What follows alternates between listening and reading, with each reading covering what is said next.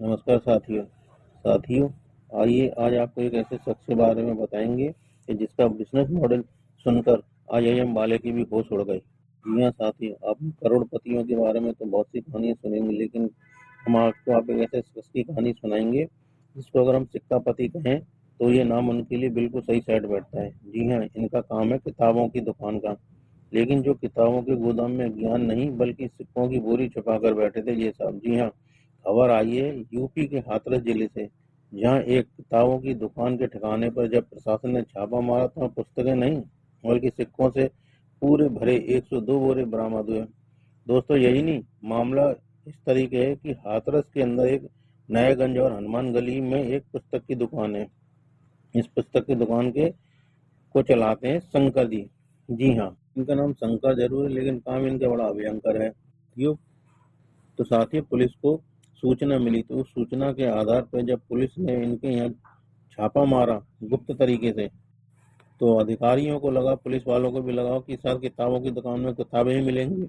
लेकिन जब इनके गोदाम में गए, तो जब गोदाम में इन्होंने खोला मादिएगा तो पुलिस वालों के भी आंखें फटी की फटी रह गई। जी हाँ दोस्तों, इनको 5 रुपए 10 रुपए के सिक्कों से भरे 102 बोरे मिले, जिसकी कीमत लगभग 40 लाख रुपए बताई जा रही है। अब आप सोच रहे होंगे कि भाई साहब इतने भारी भरकम सिक्कों का कलेक्शन को क्यों बना रखा है?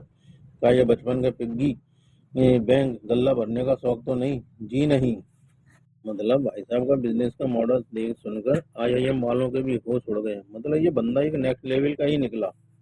दरअसल हमारे नवीन जी मतलब सिक्का पति भाई साहब का बिजनेस का मॉडल जो था बिल्कुल एकदम नेक्स्ट लेवल का था। ये साहब क्या करते थे, 100 रुपए कीमत के सिक्के लेते थे और उनको सिक्के के बदले में 85 रुपए देते थे, यानी सीधा सीधा 15% का मुनाफा। और इन सिक्कों की सप्लाई होती थी हमारी देश की राजधानी दिल्ली में। जी हाँ भाई साहब, दिल्ली में जहाँ आम आदमी बस ऑटो वालों को 10 के सिक्के देने में बहस होती थी कि भाई साहब ये चलेगा नहीं चलेगा, वहीं ये भाई साहब हाथरस से दिल्ली सिक्कों का एक पूरा टैंकर सप्लाई कर रहे थे। भाई साहब को सीधे सीधे 10 से 15% का मुनाफा जो हो रहा था। मतलब किताबों से ज्ञान मिले ना मिले लेकिन सिक्कों से मुनाफा पूरा मिल रहा था। लेकिन दोस्तों, कहानी में असली ट्विस्ट तो यहीं पर ही है। जी हाँ, इस पूरी कहानी में सबसे बड़ा ट्विस्ट ये है कि पुलिस ने एफआईआर दर्ज करने की तैयारी तो कर ली, सिक्के गिनने में पूरी टीम के पसीने छूट गए, लेकिन आरोपियों की गिरफ्तारी नहीं होगी। अब आप कहेंगे कि हैं ये कैसे?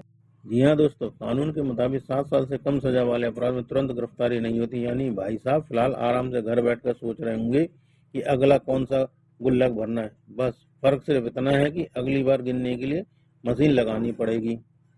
तो दोस्तों, अपने घर में अगली बार से 5 रुपए 10 रुपए के सिक्कों को जरा संभाल के रखना, कहीं प्रशासन आपके घर भी ना आ जाए कि भैया बिक्के सिक्का बैंक समझ ले आपको भी।